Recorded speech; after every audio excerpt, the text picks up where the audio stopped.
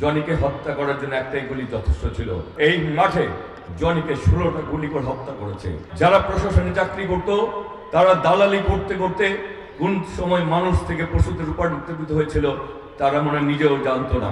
আমাদের শহীদ শরীফ ওসমান হাদি যিনি গণতন্ত্র এবং ভোটাধিকার প্রয়োগের জন্য আত্মহত্যা দিয়েছে, আমরা মনে করি তারা বাংলাদেশের সূর্য সন্তান। এই জনিকে যারা হত্যা করেছে, জনিকে হত্যা করে ওনার বাবা ইয়াকুব ভাই বলেছেন জনিকে হত্যা করার জন্য একটাই গুলি যথেষ্ট ছিল।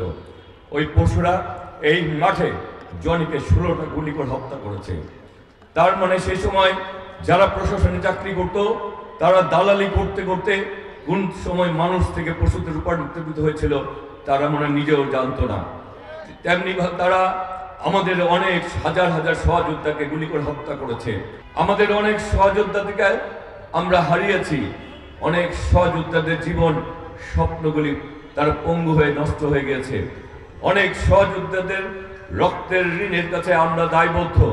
শুধু আমরা দায়বদ্ধ না, সারা বাংলাদেশ দায়বদ্ধ। বাংলাদেশ জাতীয়তাবাদী দল দায়বদ্ধ।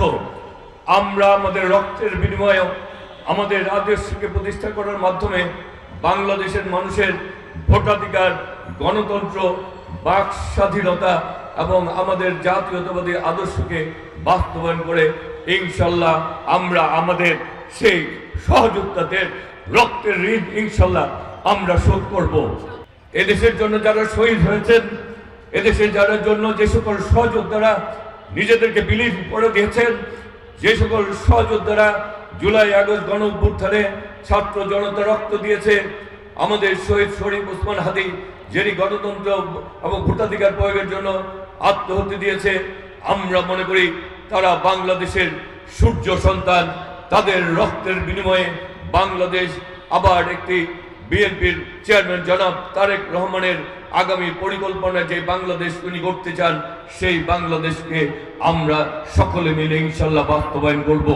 আমরা অনেক সহযোদ্ধাদের লাশ নিয়ে আমরা কবরস্থানে গিয়েছি, অনেক সহযোদ্ধাদের লাশ নিয়ে আমরা হাসপাতালে গিয়েছি, অনেক সহযোদ্ধাদেরকে পরিবারের কাছে তাদের লাশ, তাদের সন্তানদের লাশ আমরা বহন করে নিয়ে গেছি। এখনো ডাকলে সেই সকল পরিবার আমাদের ডাকে সাড়া দেয়।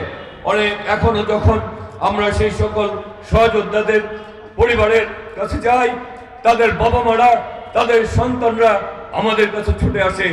আমরা যারা এই জাতীয়তাবাদী দল করি তাদের কাছে আমি অনুরোধ করতে চাই, আপনারা সকলেই আপনাদের একজন ভাই হিসেবে তাদেরকে আপনারা সকলেই পাশে রাখবেন। তাদেরকে কখনোই, আমি যতদিন বেঁচে থাকবো আমি আপনাদেরকে কথা দিচ্ছি, আমার ভাইয়ের প্রতি যেই সম্মানটুকু করি, যে স্নেহ করতাম, আপনাদের আমার বাবা মাকে যে স্নেহ করি, আপনাদেরকেও সেই শ্রদ্ধা এবং ভালোবাসায় এবং সারা জীবন আপনাদের প্রতি সেই ভালোবাসা ইনশাল্লাহ আমাদের থাকবে। আপনাদেরকে আমি কথা দিচ্ছি।